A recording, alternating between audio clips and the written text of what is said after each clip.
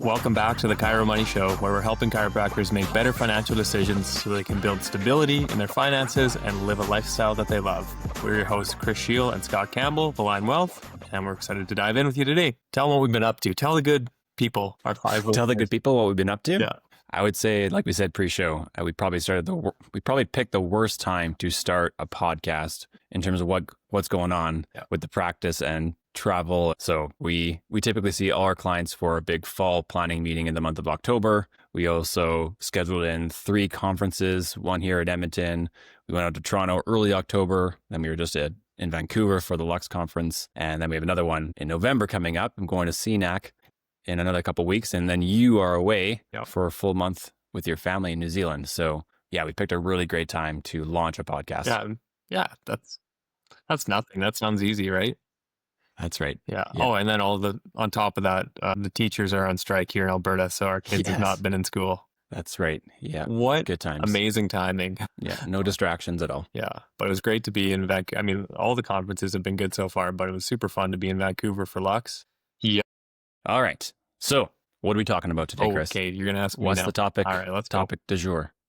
Today, we are going to talk about how you, as an incorporated chiropractor, cannot treat your business like an ATM if you want to build wealth. Simply put, we see so many chiropractors that are just, reactionary, taking what they need from their corp to meet their personal needs on a reactionary basis. There's no planning or structure. It's true. There's so much that we're going to cover today on this topic. And at first listen, you might think that this topic is going to be maybe dry and boring, but I actually would say that it's kind of a spicy topic. Wouldn't you agree? Like, oh yeah, there's a lot of debate between maybe professions, between good financial planners and CPAs, and then people's preferences on how they should get compensated, especially if you're incorporated. So before we continue on, we should probably note that this episode will be of value whether you are an incorporated chiropractor and you've been in practice for 20 years and you're doing really well, or you're just starting out and just recently incorporated, or even if you are an associate, maybe as a sole proprietor right now, thinking about becoming an incorporated chiropractor. There's a lot of good conversation here that we're going to have today in terms of the importance of having the right income and strategy for paying yourself from your corporation. Yeah. So we're going to dive into that today. Yeah, 100%. It's always interesting when we start working with a new chiropractor. One of the first questions we ask in our onboarding is just simply like, how much are you paying yourself? And that oftentimes it's not a simple answer that we're hearing. It's not just like, oh, I pay myself X per year plus a bonus if there's profits or if things go well, etc. Like, there's no structure for many. And then a lot of the time, actually, the number that we get is so wrong. Yeah. They're just guessing. It's like, oh, I think I pay myself about this much a month. And then we go in and look at the books and look at the numbers. And it's like, oh, yeah, you actually paid yourself a lot more than that, or a lot less than that, sure. Maybe in some cases. For sure. Yeah, just like paying yourself whatever's left over after expenses and after tax installments. Like, it's just not a system. It's survival. It's just like, not, I don't know what the right word is. It's not negligence, but it's just like avoidance really is what it is. It's like, yeah. For sure. Yeah. As soon as you become an incorporated business owner, you have this kind of luxury to decide how you're going to pay yourself. And a traditional route, if you were an employee of a corporation, you get paid a salary and you get paid on some sort of rhythm and your employer takes care of the taxes for you. But as soon as you become a business owner, you have this ability to kind of take what's referred to as dividends or direct draws from your corporation. And it's as simple as there's cash in the bank. I can typically e-transfer or direct transfer over cash from my corporation to my personal account and I can spend it.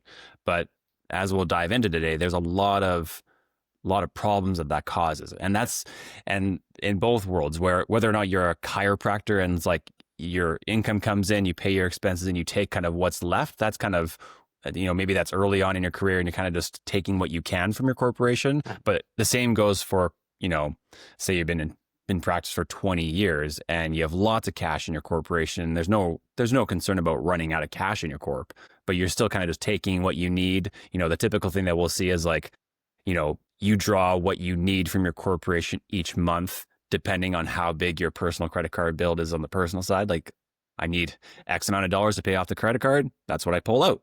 And we'll dive in as to why that causes, some issues, both in the present and maybe down the line as well. The way you laid that out is like, we have the ability to, like, as an incorporated business owner, you have the ability to control how you're compensated. But I would say another way to put that is like, you also have the responsibility of ensuring that you are paying yourself and also setting aside money for taxes, etc. And For sure. it's a big responsibility, especially to start out with, right? When you're not used to managing a separate corporate entity and having those decisions to make for the first time can be scary for sure.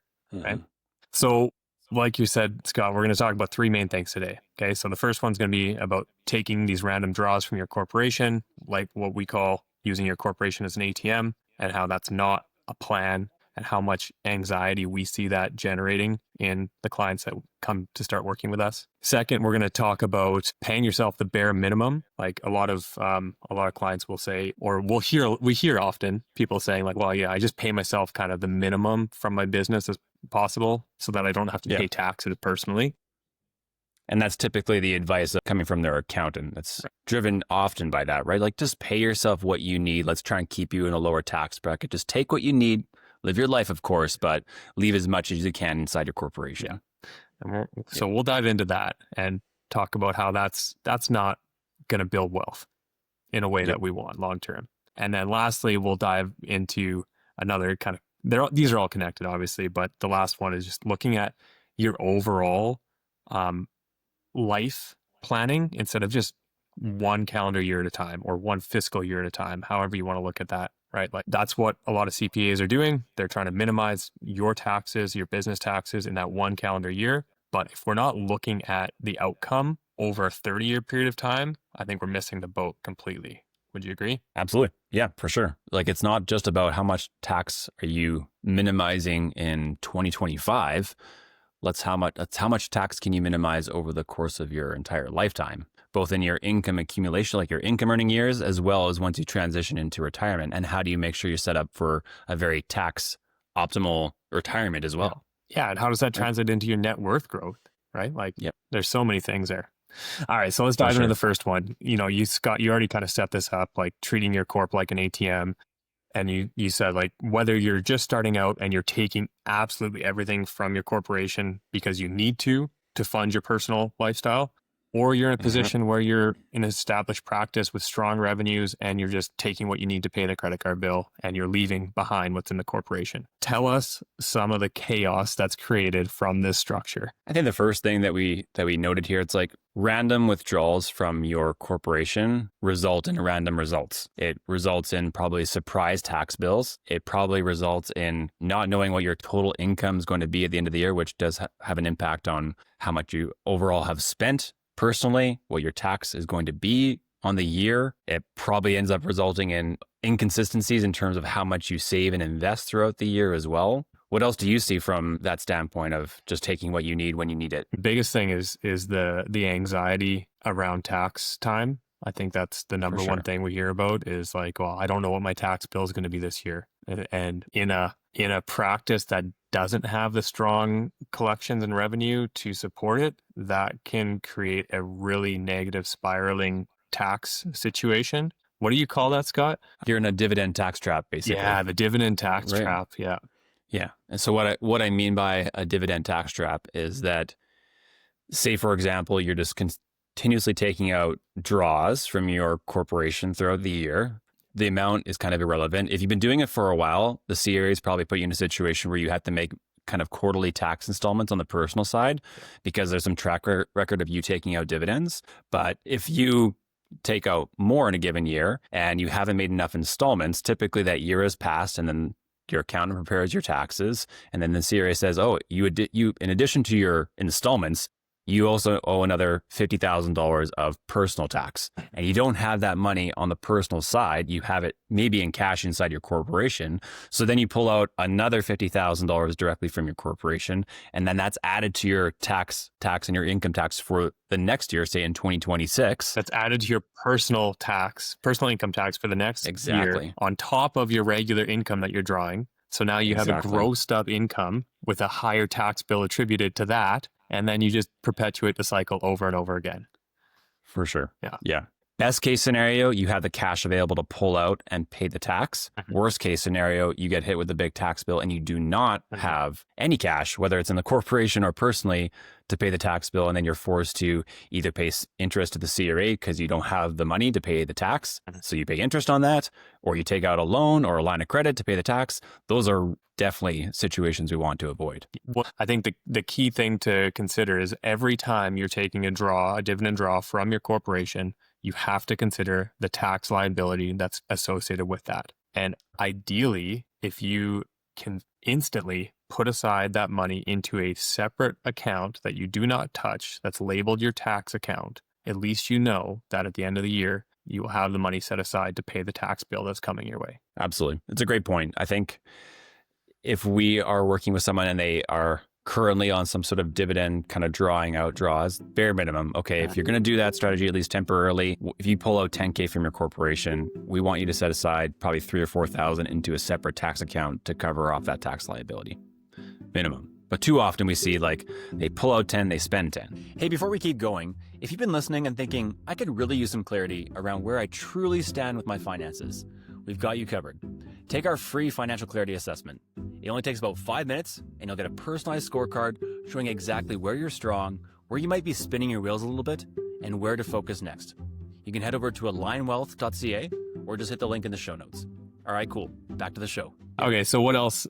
What other problems arise from this ATM style of like reactionary compensation? The other one that really I think of is how this lumpy pay or irregular pay can create stress. When we don't have like a set, base level, at least whatever, it doesn't matter whether it's salary or dividend, we're still just talking about overall compensation at this point, right?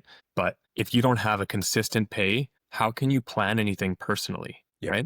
For sure. Typically speaking, you'll see if you don't have a consistent net amount that you're getting paid each month, it's hard, like you said, to build up what we refer to as like a personal cash flow or at least a spending plan of some kind on how you're going to get through month to month to make all your kind of personal needs met. Plus, ideally in a situation where you have a set amount above your kind of personal expenses that you need to be allocating towards either paying down debt or ideally saving and investing for the future. I would bet that more often than not, if you are kind of getting paid in lumps, that amount that you're saving and investing for the future is probably also lumpy and unpredictable as well, which then if you forecast that out, how can you make a plan of where you're going to be in a couple decades from now if there's no predictability in terms of how you're growing your wealth? Right. And this all comes back to systems. For us, it's the profit first system, implementing that so that regardless of your monthly collections, you ideally have enough in your owner's compensation account to pay your salary. You have enough in those accounts to pay yourself that set amount, regardless if the collections fluctuate month to month. Yep, for sure. And even we're going to get into like the pros and cons of like why you'd consider salary over dividends. But maybe before we move on to our other points here, say if you're that far, your CPA has convinced you, it's like, no, I'm going to take dividends and I'm not going to do salary. Even if that is your case, taking a predictable dividend and setting aside the predictable amount of tax would be a lot more optimal than still treating your corporation as a piggy bank ATM where you're just kind of drawing what you need when you need it. All right. Should we transition to point number 2? Yep. So minimizing your personal pay is not a tax strategy. I don't care who is telling you this. That's not an effective strategy in any way. Here's what we see. So often you'll hear the advice from accountants. And before I continue on about accountants, there are amazing CPAs out there. And even the most well-intentioned ones are doing their best to minimize your tax in this year. So credit to them, right, Chris? They're doing what they think is best from a tax minimization today. And they are correct in saying if you take as little as possible out in the form of income from your corporation, you will pay a less amount of tax. Like that's factually correct, right? But then if you are a successful chiropractor and you are just taking the kind of bare minimum or what you need to fund your lifestyle, but that doesn't involve any sort of additional, growth in terms of investments on the personal side, and say you just retain that all in your corporation and you build that in the corporation, that's where, kind of like the dividend tax trap, This is another kind of trap where you kind of build this asset inside your corporation. If you kind of retain all your retained earnings inside your corporation and invest only in your corporation, you're kind of building almost like a ticking time bomb that at some point there's going to be tax to be paid. Maybe you've avoided it this year because you paid yourself less, but at some point the tax bill will come due, right? Yeah. You're just kicking it down the road. It's like, oh, I don't want to pay my tax today. I'll pay it later. It's like, really? Is that always the best plan? No. Yep. Sometimes it's frankly, it's not. And yeah, just back to CPAs for a second, like to keep in mind context wise, I know, like you said, we know there's great CPAs out there. I've yet to meet one that incorporates the behavioral component of finances into their discussions with their clients. Most CPAs are so black and white and by the numbers. This is the way it is. And this is the most effective way by the numbers. But we know that personal finance is more than math. Math is great. We all can do that. Like, that's great. But that's not what makes a great outcome for a client. And then secondly, there's just so few that look over a 30-year period of time and consider all that could encompass that versus just that one tax year. For sure. So we'll get to that 30-year outlook here in our last point. In terms of keeping as little as possible in the corporation, only taking dividends out. Sorry, keeping as much as possible in the corporation. What do you lose out on, Chris, by doing such? Say you're in a situation where you're just taking minimum dividends from your corporation and leaving everything else in. What are you losing out on when you go down with that strategy? Yeah. It's a good question. So I think the first thing that we need to clarify on is CPP, Canada Pension Plan. So a lot of people are presented or encouraged that CPP is a tax. That is incorrect. It is not a tax. It is a guaranteed inflation-linked lifetime income that will come your way that you don't have to worry about or think about. You don't have to invest your money into it and grow it. And, sure, something could happen with CPP. The rules could change as like the contribution limits are currently changing, have been changing over time. There's going to be changes with CPP. But to avoid this because A, it's a tax, or B, we think it's not going to be there in the future, those are just not factual, right? We could have a whole other episode, and we probably will, on the topic of CPP. Yeah. And why there's evidence to say that CPP is a good thing. It's not a tax. And you also might be a business owner to say, hey, because I am an incorporated business owner, if I pay myself out a salary, and just to give some context here, if you pay yourself a salary, you are responsible to pay both the employee portion of CPP and the employer portion of CPP. In some cases, if you're paying out the max amount of, forget the terminology for, YMPE. Is it your YMPE? Yeah. Forgive me for not knowing what that acronym means, but it's basically years the max amount. Years max pensionable earnings. So if you earn up to YMP, which is about, I don't know, it's about 80K. I generalize. So it's about 80K a year. If you earn up to that, you're going to pay the maximum into CPP for that calendar year. Right now, the employee and employer portion is going to add up to about $8,200 a year. So an accountant might look at that from a one tax year perspective and say, hey, I can save you $8,200. You got to pay yourself a dividend. That's right. But what we're trading for that $8,200 is future income. Correct. And they're not bringing that into the equation when they're looking at that one calendar year. Okay. So that's the first thing we're missing. And in addition to that, one thing I wanted to add to that, where I brought up the employee employer, is oftentimes you hear from business owners as well. It's like, it's not fair. I have to pay both sides of it. I have to pay the employee portion and the employer portion, where employees only have to pay the employee portion, right? But if you are an employer, say you hire staff, when you're determining what someone's pay should be, you're likely factoring in that you also have to pay that additional 6% up to the YMPE of their salary in employer CPP. It's not just their salary. So it's all factored into overall wages as well when it comes to CPP. Yeah. So that's my pushback when people say, well, it's not fair that I have to pay both. Yeah. Yeah, totally. So next, RSP room. If you're not paying yourself salary, you're not generating RSP room. Okay. So I know there's a lot of stories out there about RSPs and how they can be bad and they're tax traps. And honestly, there's a lot of noise, right? I think to sum it up from my perspective, it's like, if you're hearing about a negative outcome with an RSP, it probably means there wasn't adequate or proper planning with that RSP. Because if you treat it properly and think about the growth and the out of the RSP, I think it's pretty much impossible to not see it as a positive outcome. For sure.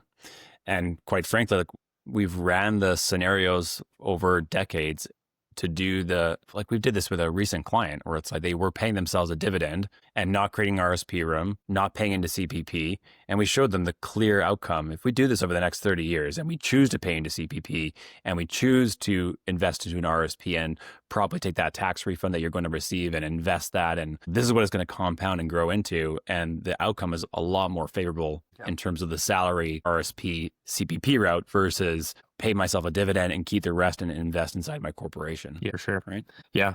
I think there's not much else we need to say there. Like, I think we can dive into RSPs in more detail at another time, but ultimately you're getting that tax deferral, the tax deferred growth, you're getting that tax refund or tax break. Essentially, you're not getting it refunded in most cases as a business owner, but you're getting that tax break by utilizing it. It's growing tax deferred. It's a great vehicle to use. For sure. And then the last one here, which you kind of touched on already in some of your comments, like if we are growing all of our assets inside a corporation, there's not a lot of tax diversification there. And before you move on, Chris, what is tax diversification? Yeah, why is that important? Why is that important? Well, the same way that people may have these ideas about government changing rules or regulations around, RSPs, around Canada Pension Plan, the same could be said for business taxes. And essentially the Income Tax Act, which regulates and dictates what tax rates individuals and businesses pay. And so if you have all of your assets inside one corporation, which is essentially a separate tax entity, the tax laws for the business in your province in Canada it's a pretty big risk ultimately. Like, right. If something changes, you don't have many options. You can't reverse 30 years of accumulation because it's now less favorable to have money in a corporation in Alberta than it was 30 years ago. That's right. So let's walk through that example, and we'll use the analogy of levers that we talk about often with clients. If you're, say, 35 years old right now and you're only paying yourself a dividend and you just keep everything inside the corporation and invest there, say we fast forward 30 years and now you're 65 and your primary asset is maybe a practice, maybe you've sold it and now you have even more cash inside your corporation. Yeah. But say, for example, you just have your corporate asset, maybe with some great investments in there. At that point, you don't have CPP. You likely don't have RSPs. Maybe you have some TFSAs, but chances are 90% of your assets are likely inside that corporation. Yeah. And a good chance you only have that one, what we refer to as a tax lever to pull to draw income out of. So that's the risk there from a tax diversification standpoint of only having that kind of potentially one major option to pull income from down the line versus the flip side there is say you've been paying yourself a salary over that 30-year period of time and you've been investing inside your RSP, your tax-free savings account. Maybe you still have had ability to save and invest in your corporation as well. And you have CPP now. Now, when you get to retirement, you have a lot more what you're referring to as tax diversification and different levers to pull to ideally minimize your tax during retirement. CPP, OAS, that's old age security, your tax-free savings account, your RSP, your corporation. That's where good planning, which is going to be a nice transition here into our 30-year outlook. That's great, both short-term and long-term tax planning to give you that tax diversification and those different levers to pull come retirement. Well, let's dive right into the 30-year planning. This is the next point. Real tax planning or financial planning does look 30 years ahead. And I think sometimes people maybe don't like to hear this because there's all these unknowns, right? Like, I don't know what my life's going to look like a month from now, Scott, like much less 30 years from now. Like, how can I plan that far ahead? But there are a lot of predictable things that are likely to happen. And just because we believe things are going to change, which they will, that's not a good enough reason not to try our best to look into the future and make educated decisions, assumptions about what could happen. Simply put, if your advisor or accountant or whoever's on your team hasn't looked at the big picture, like a 30-year projection, and done the comparison of salary versus dividends for you and your unique situation in your province in Canada with your corporation, if you haven't got that, you haven't got the level of tax planning you need. How can you make an informed decision if you don't know what the big picture looks like? Right? Yep. Like, wouldn't you agree, Chris? Like, for a lot of our clients, like, I would almost argue that half the conversation sometimes is focused on tax and tax optimization, not just in the current year, but forward thinking of like, how do we set this household up to be both short and long-term tax optimized. For sure. Like, it's such a big part of financial planning and good